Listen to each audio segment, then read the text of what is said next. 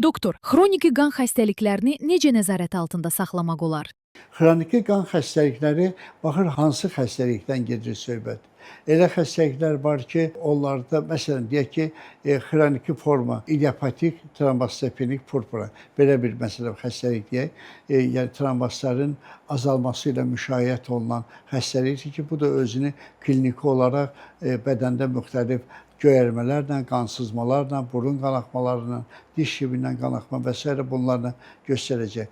Belə xəstələr əlbəttə diaqnoz qoyulduqdan sonra müalicə təyin olunur və çox zaman tezliklə də xəstə sağala bilir. Amma bəzən elə hallar olur ki, orada xəstəlik xroniki formaya keçir. O zaman əlbəttə həkimin, hematoloqun nəzarəti altında qalır. Hansı vaxt, hansı müalicəni almalıdır, nə etməlidir?